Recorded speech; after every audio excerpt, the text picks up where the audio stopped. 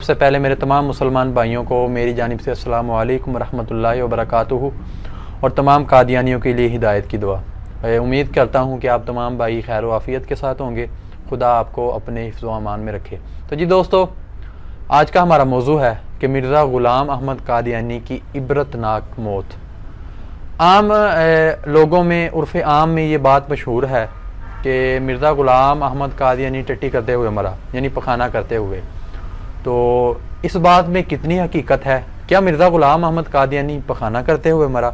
क्या मिर्ज़ा ग़ुलाम अहमद कादियानी इस हाल में मरा कि उसके दाखिली और ख़ारजी रास्ते में गलाज़त फंसी हुई थी? तो आज इंशाल्लाह इस वीडियो में इंशाल्लाह इस तमाम की तमाम जो सवालात हैं और इन तमाम बातों को एक्सप्लेन किया जाएगा।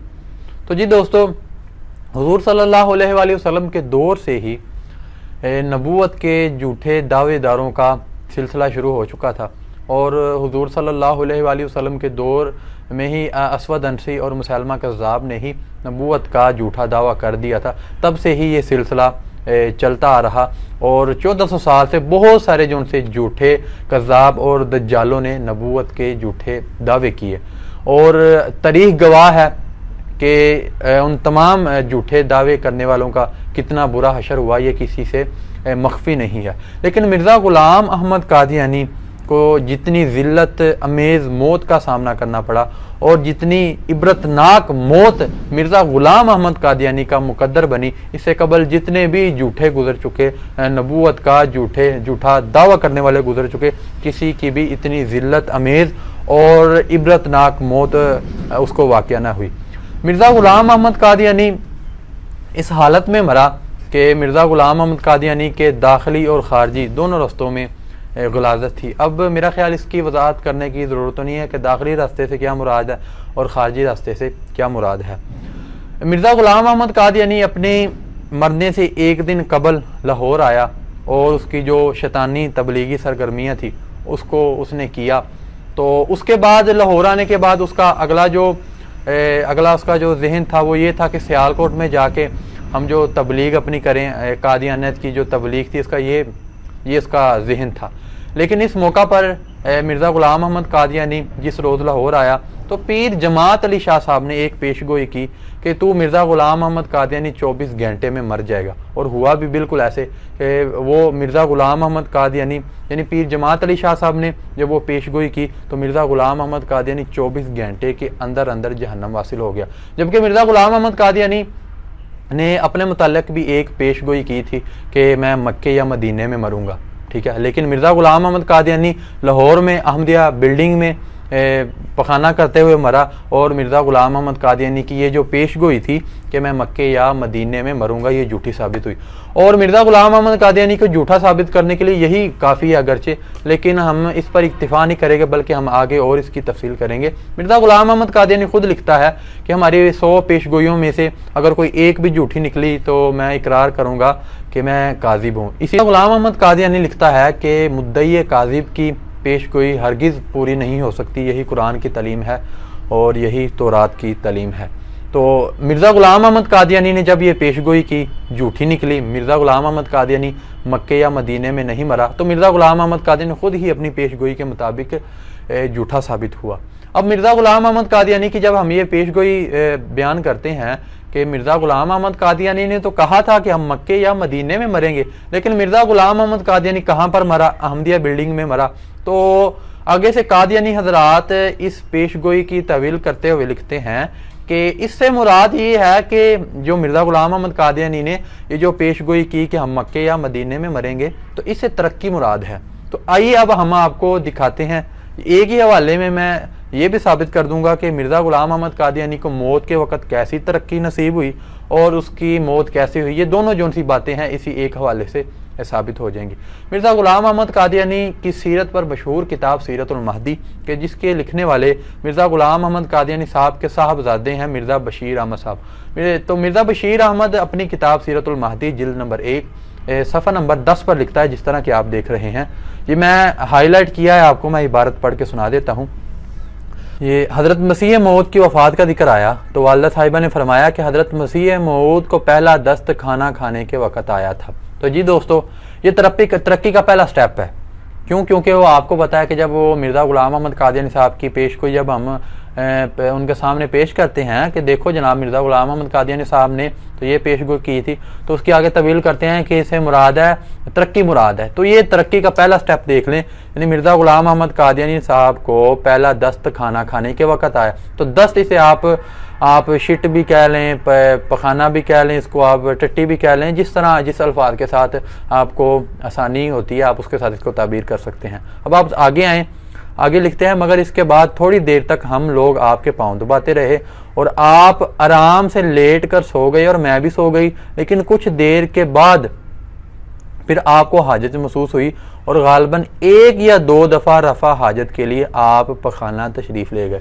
तो पहली तरक्की का स्टेप वो पहले जिक्र कर दिया, जब खाना खाने के वक़्त मिर्ज़ा ग़ुलाम अहमद कादियानी साहब को दस्त आया। तो अब लिखते हैं, उम्मुल मोमिनीन रिवायत को बयान कर रही हैं, लिखती हैं कि अब 2 दफ़ा, गालिबन 2 दफ़ा, क्योंकि 1 दफ़ा तो हो नहीं सकता, अगर 1 दफ़ा होता तो लिख देना था सीधी तरह जिस तरह के पीछे जिक्र हुआ है। तो उन्होंने कहा गालिबन 2 दफ़ा, यानी 2 से ऊपर भी हो सकता है, लेकिन उनका गालिब गुमान ये था कि मिर्ज़ा ग़ुलाम अहमद कादियानी साहब को बाद में 2 दफ़ा दस्त आया, यानी कि मिर्ज़ा ग़ुलाम अहमद कादियानी साहब तरक्की के 2 स्टेप और ऊपर चले गए। इसके अलावा आप आगे देखें, आगे लिखा हुआ है कि आप पखाना तशरीफ़ ले गए, इसके बाद आपने ज़्यादा ज़ोफ़ महसूस किया तो अपने हाथ से मुझे जगाया और मैं उठी। ठीक है, तो आप थोड़ा आगे चले जाएं, सफ़ा नंबर 11 पर लिखते हैं कि इतने में आपको एक और दस्त आया, मगर अब आप इस कदर ज़ोफ़ था कि आप पखाना ना जा सकते थे, इसलिए मैंने चारपाई के पास ही इंतज़ाम कर दिया। तो दोस्तों ये देखिए, अब कलील मुद्दत में मिर्ज़ा ग़ुलाम अहमद कादियानी साहब तकरीबन 4 दफ़ा लैटरीन तशरीफ़ ले जा चुके हैं और अभी भी कादियानी कहते हैं कि मिर्ज़ा ग़ुलाम अहमद कादियानी पखाना करते हुए नहीं मरा, गलाजत की मौत नहीं मरा, टटियाँ करते हुए नहीं मरा। और ये देखें, ये है तरक्की के स्टेप, यानी कादियानी हज़रात जो तवील करते हैं, ठीक है हम मान लेते हैं कि मक्के या मदीने मरेंगे, इससे मुराद तरक्की है, तो ये तरक्की हम मान लेते हैं, तो यही तरक्की तो हम लोगों को बताते हैं। तो ये तरक्की जब हम लोगों को बताते हैं तो आप गुस्सा क्यों कर जाते हैं? पहली तरक्की हुई खाना खाने के वक़्त, यानी मिर्ज़ा ग़ुलाम अहमद कादियानी साहब ने दस्त किया। दूसरी जब सो गए तो फिर गालिबन उम्मुल मोमिनीन बयान करती हैं कि आप 2 दफ़ा आप तशरीफ़ ले गए।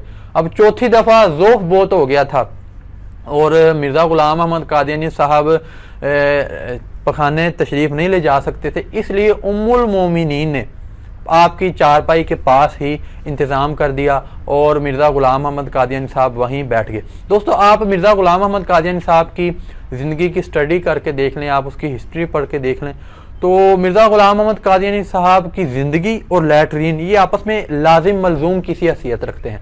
यानी जिस तरह लाजिम बग़ैर मलजूम के नहीं पाया जाता, इस तरह मिर्ज़ा ग़ुलाम अहमद कादियानी की जो ज़िंदगी है वो भी बग़ैर लैटरीन के नहीं गुजरी। तो मिर्ज़ा ग़ुलाम अहमद कादियानी साहब खुद एक जगह पर लिखता है कि मैं 100 दफ़ा मैं एक दिन में 100 दफ़ा मैं पखाने में जाता था, लैटरीन में जाता था, वॉशरूम में जाता था। तो मिर्ज़ा ग़ुलाम अहमद कादियानी साहब की ज़िंदगी और लैटरीन ही आपस में लाजिम और मलजूम की सी हैसियत रखते हैं। तो अब चलते हैं आगे। आगे लिखा है कि इतने में आपको एक और दस्त आया, मगर आप इस कदर ज़ोफ़ था कि आप पखाना ना जा सकते थे, इसलिए मैंने चारपाई के पास ही इंतज़ाम कर दिया, आप वहीं बैठकर फारिग हो गए। अब आप थोड़ा सा आगे हैं, इसमें लिखा है एक और दस्त आया। लो जी, अगर 4 आ गए थे, 4 मिर्ज़ा ग़ुलाम अहमद कादियानी साहब ने तरक्की के स्टेप उनको उरूज पर पहुंच गए थे, उनको उबूर कर लिया था।